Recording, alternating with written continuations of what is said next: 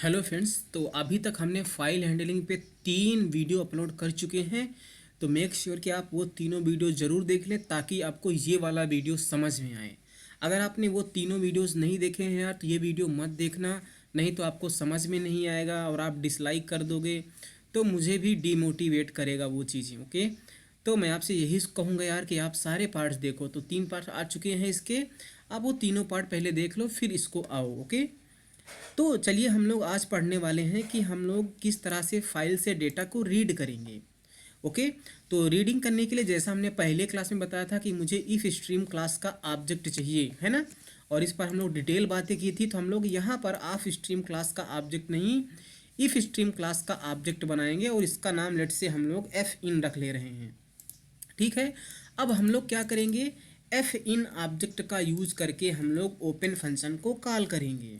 तो ये वाली फाइल ओपन हो जाएगी और इस फाइल को हम लोग किस मोड में ओपन कर रहे हैं, रीड करने के लिए ओपन कर रहे हैं। तो हम यहाँ पर मोड लगा देंगे इन एंड बाइनरी। ओके, तो यहाँ से और हम लोग एफ इन क्लोज कर देंगे लास्ट में, है ना। तो चलिए पहले हम लोग अपनी फ़ाइल को देखते हैं। तो फाइल को देखने के लिए मैं आपको ले चलता हूँ जहाँ पर हमारी फ़ाइल है, ये फ़ाइल है। तो यहाँ पर अभी हमने टाइप किया है हेलो एवरीवन और इसको सेव कर दिया है। तो हमारी फ़ाइल में है हेलो एवरीवन। तो अब मुझे उसको रीड करना है।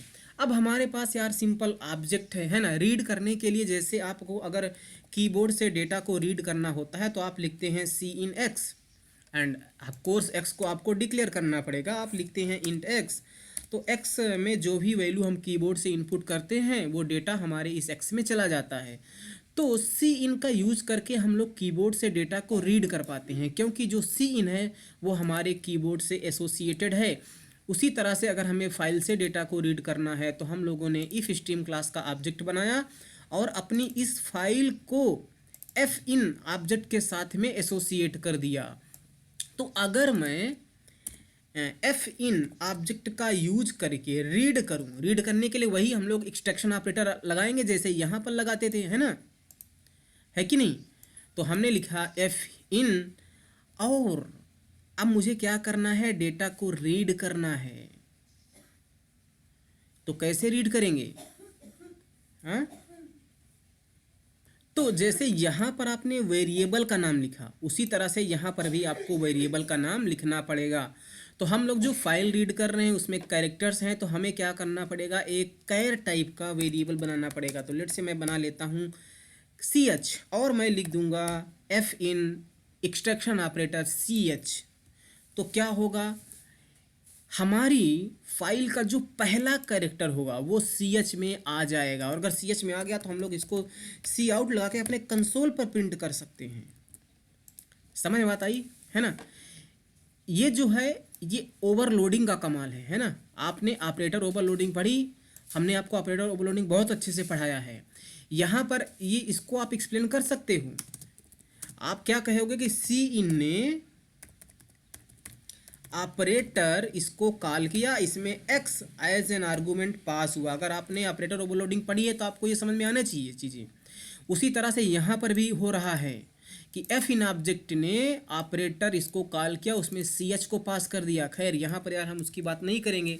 अगर आपको ऑपरेटर ओवरलोडिंग नहीं आती तो आपको सीखने की ज़रूरत है और आप बहुत अच्छे से ऑपरेटर ओवरलोडिंग सीख सकते हो। आप इसी सीरीज़ में वीडियो सर्च कर लो। तो फिलहाल यार ये सी एच में डेटा आ जाएगा यहाँ पर इस तरह से। तो सी एच में डेटा आ गया, उसको हमने सी आउट लगा के प्रिंट कर दिया। तो अगर मैं इस प्रोग्राम को रन करूँ तो जो हमारी फाइल का पहला कैरेक्टर था वो प्रिंट हो जाएगा यार। यहाँ पर देखो एच प्रिंट हो गया, क्योंकि हेलो एवरीवन हमारी फाइल में यही तो रिकॉर्ड है। ये देख लो आप, हेलो एवरीवन। तो यहाँ से देखिए एच को हमने रीड कर लिया, लेकिन एच को तो हमें थोड़ी ना रीड करना है, हमें तो पूरा पूरा डेटा को रीड करना है। तो सिंपल सी बात है यार, मुझे क्या करना पड़ेगा, लूप लगाना पड़ेगा।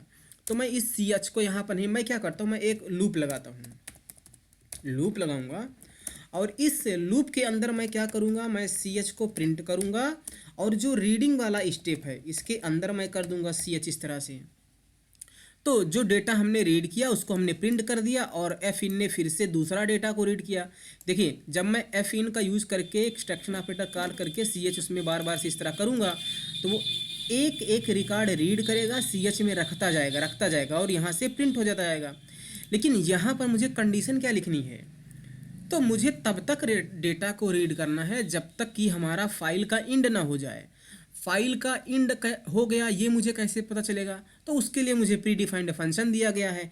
वो फंक्शन का नाम है EOF, इंड ऑफ फाइल। अब इस फंक्शन को हम लोग ऐसे थोड़ी ना कॉल करेंगे, ऑब्जेक्ट का यूज करके डाटा ऑपरेट लगा के कॉल करेंगे, है ना, इस तरह से। तो ये EOF क्या करेगा? अगर फाइल का इंड आ गया तो 1 रिटर्न करेगा।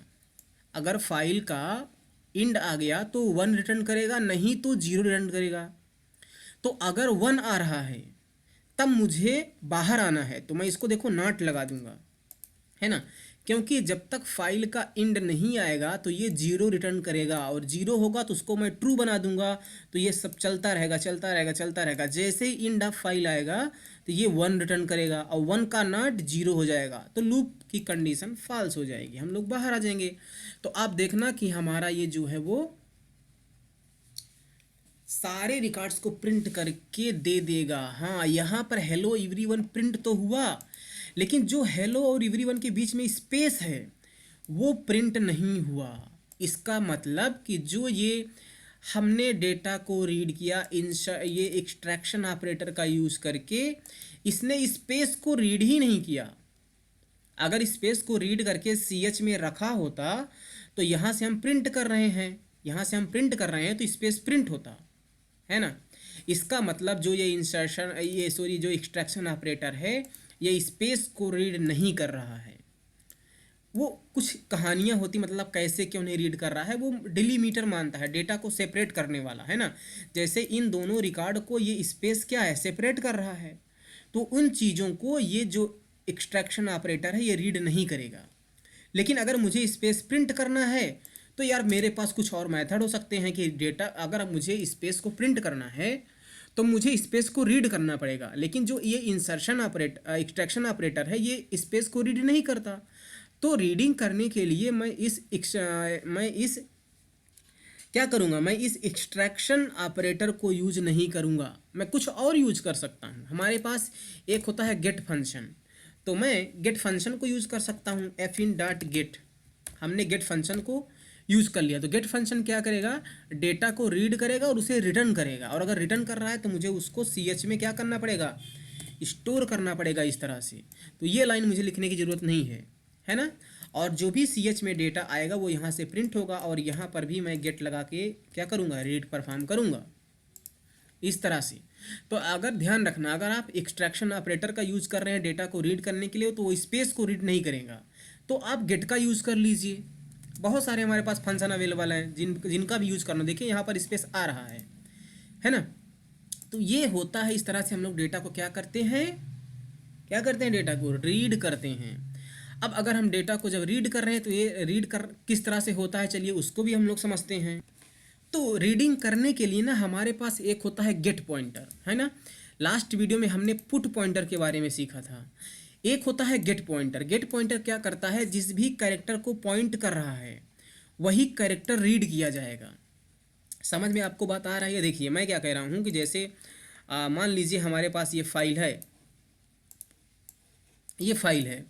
इस फाइल में हमने क्या लिखा है, हमने लिखा है हेलो एवरीवन।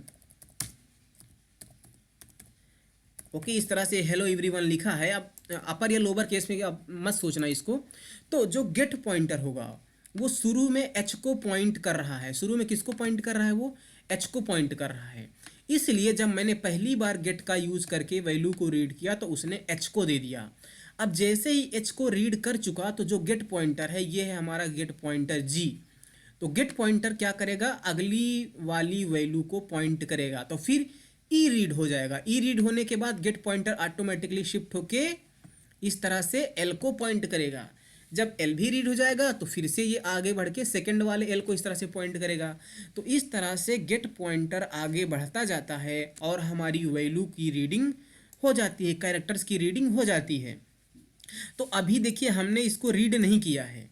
तो अगर मैं जानना चाहता हूँ कि हमारा गेट पॉइंटर कहाँ पर है, तो हमारे पास दो फंक्शन हैं, टेल जी, है ना, और एक पॉइंटर है सीक। तो हम लोग क्या कर सकते हैं, इस टेल जी पॉइंटर को यूज कर सकते हैं। तो मैं लिखूंगा fin.टेल जी। देखिए सजेस्ट कर रहा है टेल जी, है ना।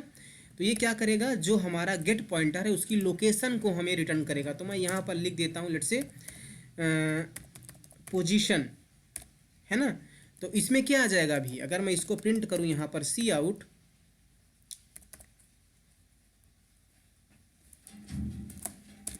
पोजीशन को, और उसके बाद मैं लाइन चेंज कर देता हूँ,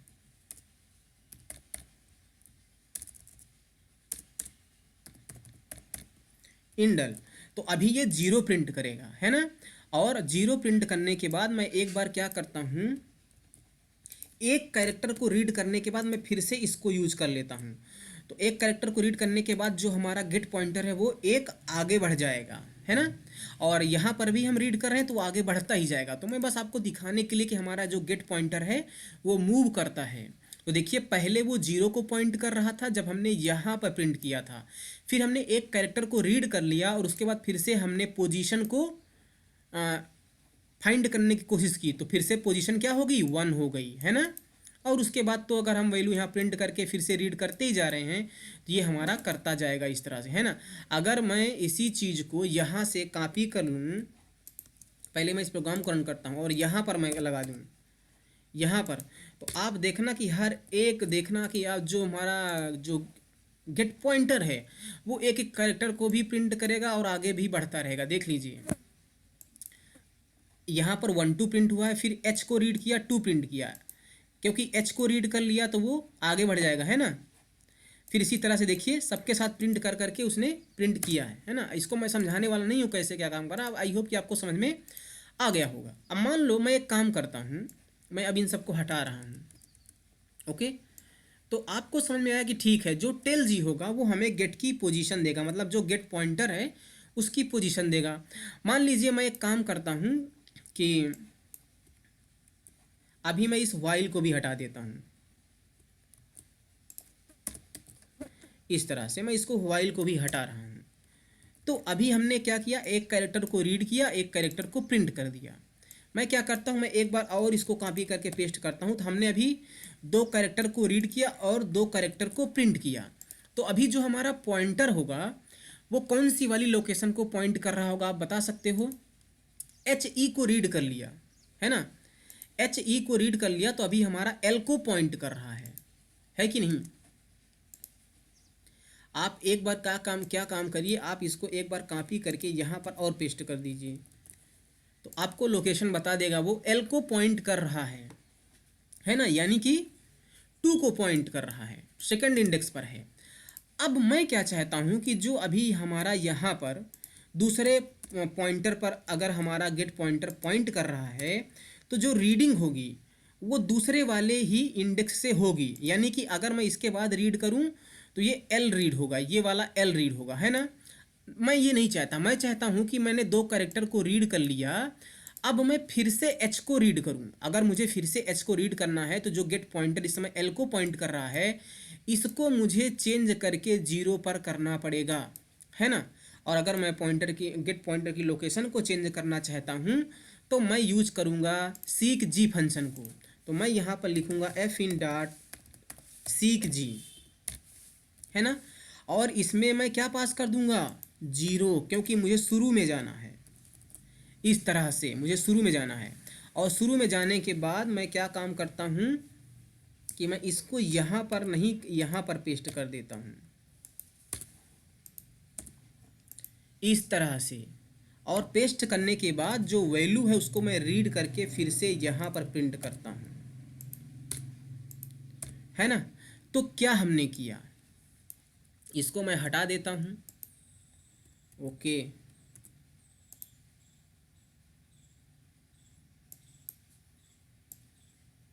ये एक पोजीशन डिक्लेयर करता हूँ। यहाँ पर हमने एक कैरेक्टर को रीड किया, 2 कैरेक्टर को रीड किया, उसके बाद सीक जी 0 सेट कर दिया और फिर से हमने इसको किया और कैरेक्टर को रीड किया, है ना।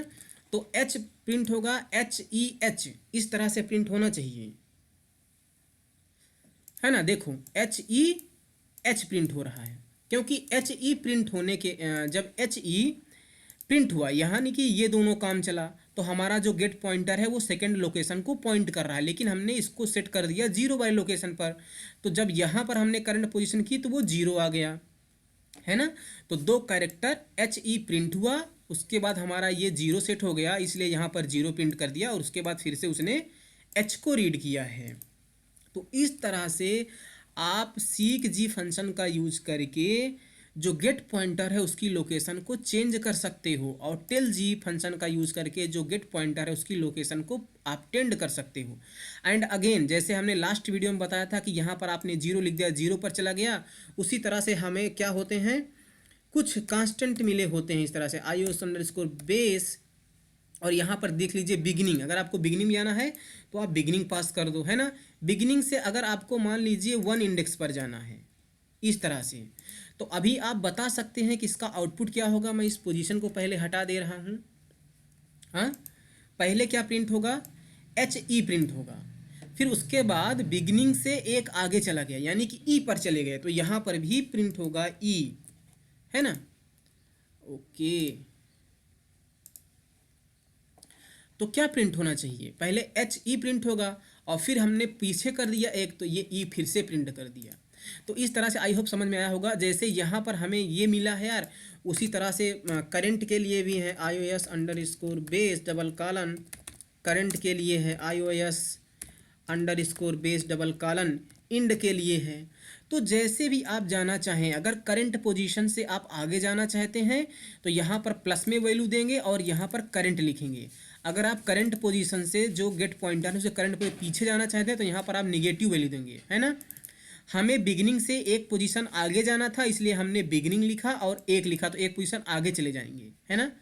अगर हमें इंड से 2 पोजीशन पीछे आना है तो मैं यहाँ पर इंड लिखूंगा और यहाँ पर -2 लिखूंगा, है ना। अब आई होप कि आपको ये टेल जी सीक जी समझ में आया होगा और डेटा को किस तरह से रीड करते हैं ये भी आपको समझ में आया होगा। हम हो सकता है थोड़ी चीज़ें फाइल हैंडलिंग के बारे में और सीखें, और उसके बाद हम लोग प्रोजेक्ट बनाने वाले हैं और उसमें हम लोग ऑब्जेक्ट को राइट करना सीखेंगे। इनफैक्ट पूरा प्रोग्रामिंग करेंगे, प्रोजेक्ट बनाएंगे जिसमें आप सिर्फ न केवल ऑब्जेक्ट को राइट करना सीखोगे फाइल में, बल्कि पूरा प्रोजेक्ट भी मिलेगा। तो आई होप आपको ये समझ में आया होगा दोस्तों। Thank you so much, bye bye.